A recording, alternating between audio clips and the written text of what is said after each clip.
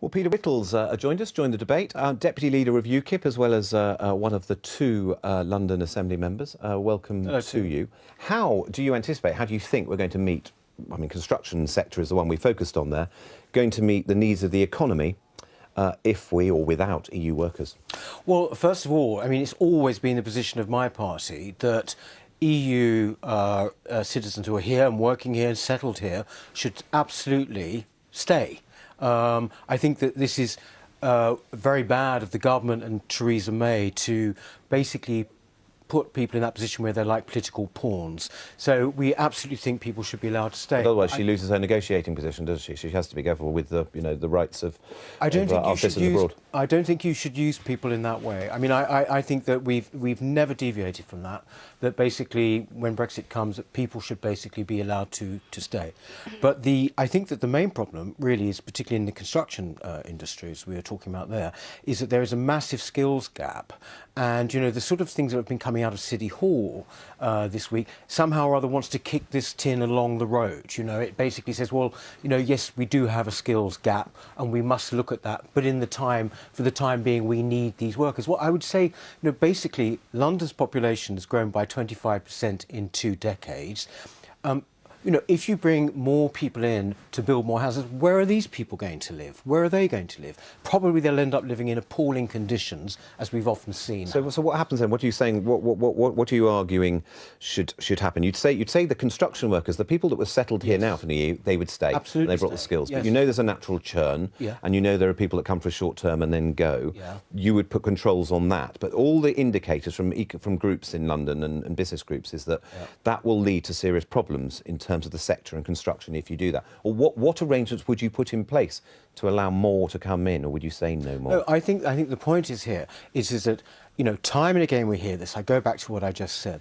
We seriously need to train people who are here to do So you would jobs. say no more, in other words? No, I think that might not necessarily be the case. I mean, again, what we are saying as a party is we would have a point system. Fine. For example, so if you need certain skills, then you need certain skills. That's the beauty of a point system.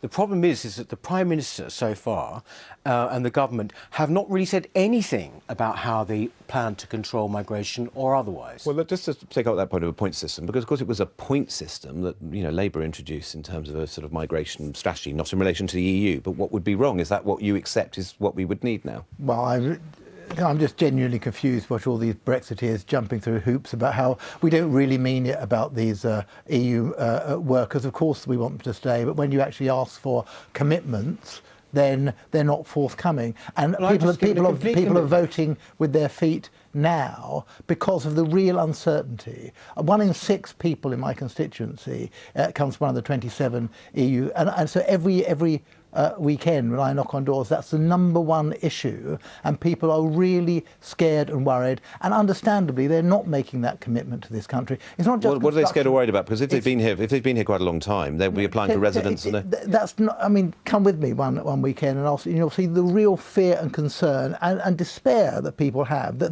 they feel they're not wanted in this country anymore, and that can be professional people in the tech industry, it can be construction workers, it can be people in the hospitality industry. As a Remain, and you voted to Remain, but Tanya, I mean, you're nodding during part of that. Do you agree the uncertainty needs to be resolved? Absolutely.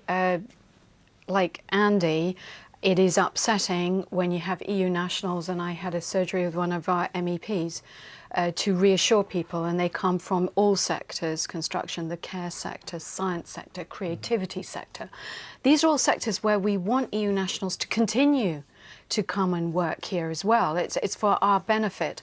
And the sadness is that the people that I've met do have a right to remain, but they're still concerned. And on the ones that you want to encourage to come in future, how would you do it? What is it?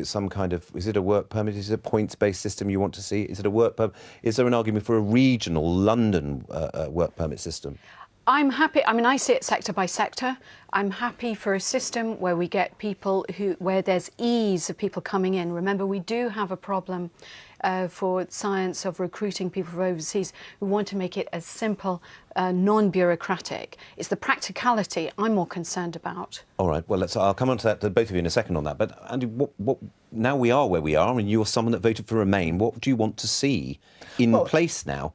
I do want to see more people trained in this country, but I've got a fantastic further education college, Amazon Fulham College, in my constituency that trains people very well in construction skills. They're massively downsizing because their budgets have been cut. We are going to need migrant labour, EU labour, which is a quarter of all the construction workers in London, and UK workers are only half, so the other quarter are from other countries around the world. We are going to need them for the foreseeable future. And I'm afraid that listen to parties like UKIP, who have created this climate of fear and got us into this situation, now crying crocodile tears about it. It's a disgrace, quite frankly. No, and that somehow you're we're going to be able to find the wrong argument with the wrong person. First of all, we have always said as a party, I couldn't You're a be clear. UKIP representative, aren't you? Yes, I am indeed, and we have Your always... party is responsible for creating this climate. This country voted to leave the EU. You cannot come to terms with that. That is as simple as that. That is why you're so angry. Right? My party has always said that people from the EU who live and are settled here absolutely remain. We have never deviated from that. And if the government chooses to basically cause indecision and cause uncertainty for people, then basically that is their fault and you should be directing it at them, not at us. Peter? Secondly, the other point I would make is that not my fault. Good. Very quickly, wrap up. We're running out of time. Absolutely not. But I think that the hypocrisy. It is of your not position is hypocrisy at all. Make a You second just point. simply can't accept that. The fact Final is, word. as well, is that sooner or later we have got to seriously start training people here to do the jobs that at the moment we are bringing people in to do. That point you've made. Peter Whittle, though, Thank thanks you. very much indeed for coming in.